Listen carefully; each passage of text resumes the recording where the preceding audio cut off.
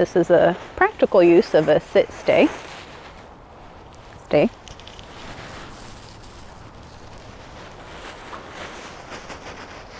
Good girl. Oh, and we've got another dog up here, so we can practice that too. What do you see over there, girlie? Free.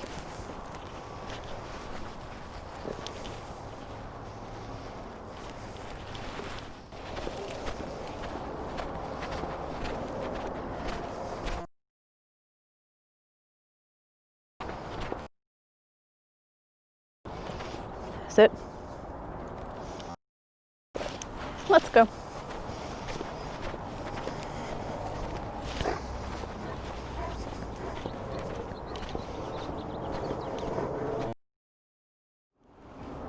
You can't see, but there's actually another dog this way.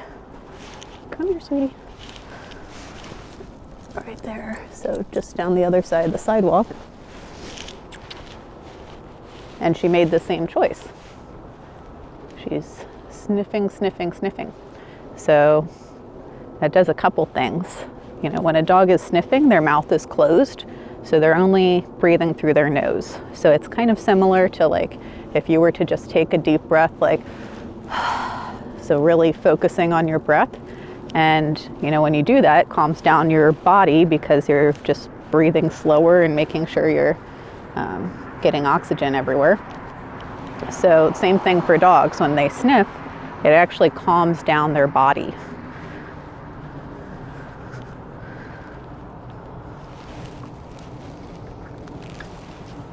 They're all gone. Let's go.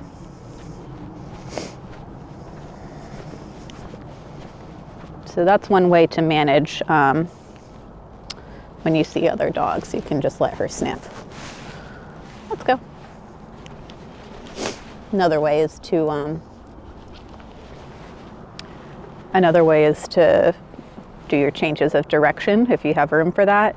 You can always use driveways. If it's a quiet street, you can go in the street. So you don't always have to stick to the sidewalk. Even if you're like, okay, I'm gonna walk from point A to point B, that may not be a straight line. So let's go. And always leash loose. Oh, hey, girly. Because when you hold the leash really tight, the dog feels it and they feel that tension too. So it just amps up the level of frustration in the dog. Come on, girl.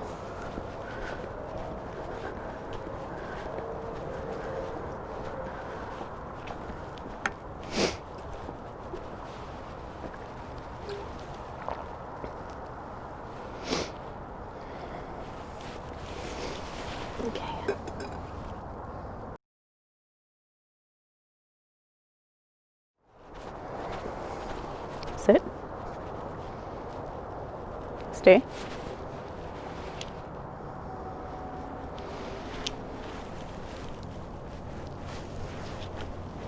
So when you tell a dog to stay, you don't always want to walk away and tell them to come to you, because then basically you're practicing come. You're not practicing stay. So you want to mix it up. Sometimes you'll tell them to stay and have them come back to you, and sometimes you'll go back and reward them for staying in place. Free.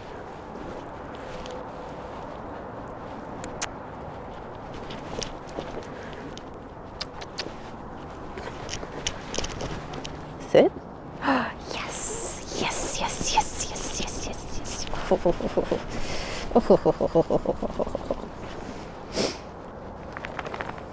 Sit. Stay. Nope. Stay. So I'm adding a little distraction of moving around her. Nope.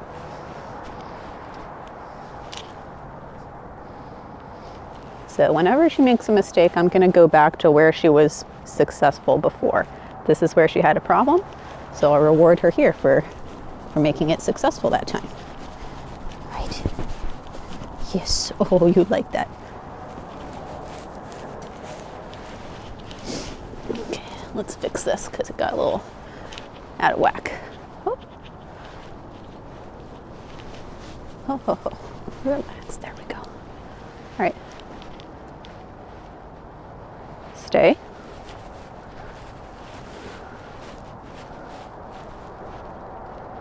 Good.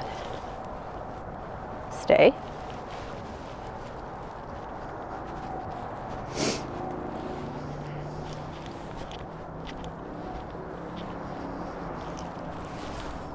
See. And for a stay, sometimes I'll go back to them and release them from the stay, because then you're not inadvertently teaching them to come instead of stay. Come here. All right, sit. So this is kind of what I mean. If I said, stay, stay, sit, stay.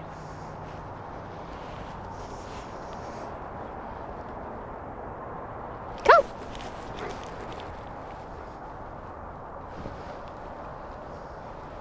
I want to sit after the come. Yes, good girl. Stay. Good. Good girl.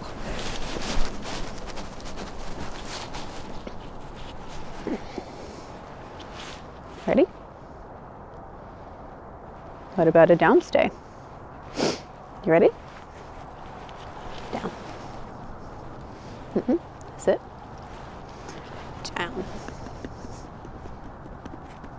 Good girl. Very good. Okay.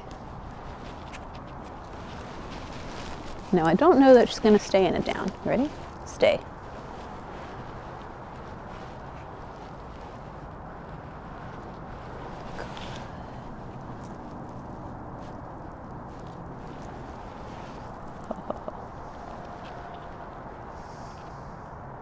Stay.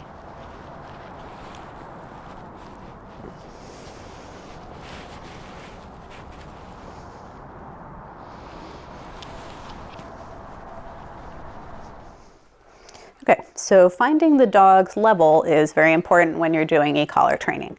You want to make sure that the level of the stimulation you're giving the dog is fitting to the environment. So since we're learning, we're doing everything at a very low level. If it was like life or death situation, your dog's going to get hit by a car, definitely dial up the volume if you need to. But since she has no idea what this sensation means, we're teaching her. We want to make sure that we're doing this at a very comfortable level that she detects, but it's more of a weird sensation than anything painful. So right now I have it at a level 2. And basically the way you find the correct level is you watch your dog very carefully when you press the button, and you see, is there any discernible change? And it can be something very small, just like they might change what direction they're looking, their ears might twitch a little bit, they might kind of perk up for a second. So we're looking for those kind of changes. So I'll raise my hand when I press the button. I noticed, I don't know if you can see it, but right here, her neck muscle twitched a little bit, which tells me that she felt it. So really that's all that I'm looking for. See? She turned her head and she saw that. So I'll put it behind my hand, or behind my back. We'll see if it's the same. You see that head tilt?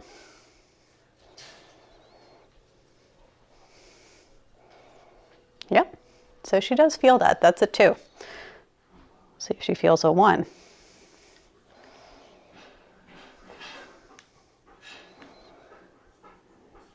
Maybe. I'm not sure if she was just looking over there or not.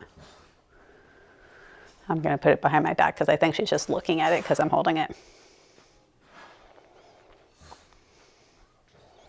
I don't really detect any change at a 1, whereas I did see a slight, noticing of the sensation at a 2. So I think a 2 is the right level for this environment. She's used to working here, so it's not super distracting. My dog is kind of over there sometimes, but she's able to work while he's here. So you ready? You want to get it?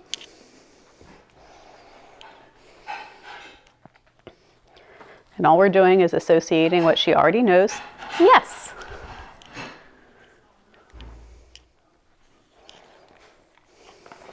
With the sensation of the e-collar. So the sensation will precede me walking backwards to get her to come to me. And then I reward at the end of the behavior that I'm asking for, the, coming to me for a reward. So she's distracted. Yes. And I don't keep the collar on the entire time. Once I can tell that she's like committed to coming towards me, then I release it. So it's pressure and release. Just like if I was to use the leash, I release the leash once I see that she has committed to coming towards me. I'm not, reeling her in all the way. She obviously wouldn't like that. Because there's no reason to keep on the pressure when the dog has already said, yes, I'm going to do what you want. So, yes.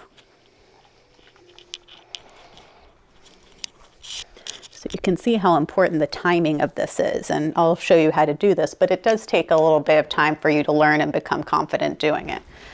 Soon it's going to become second nature, and just like using the leash, but it is a learning process for you too. Yes.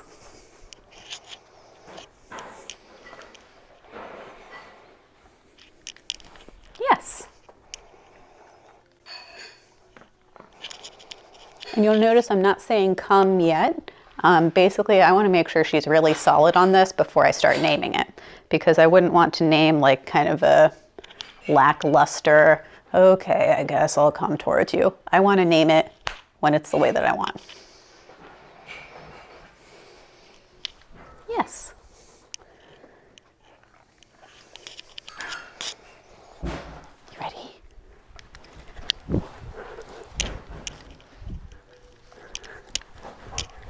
Yes!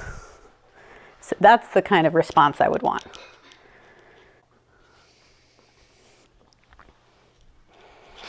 All right, let's set you up right here. Come here. I know, I'm not going to make you go on that scary, terrifying place. Yes. Good choice.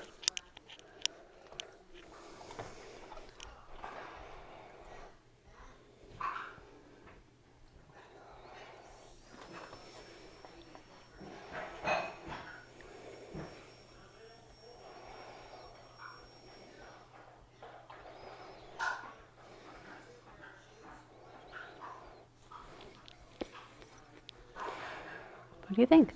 Place. All the way on. Yes.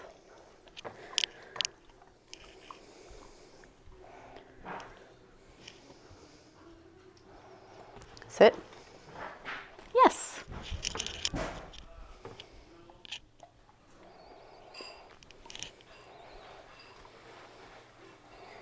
All right, you can stay there.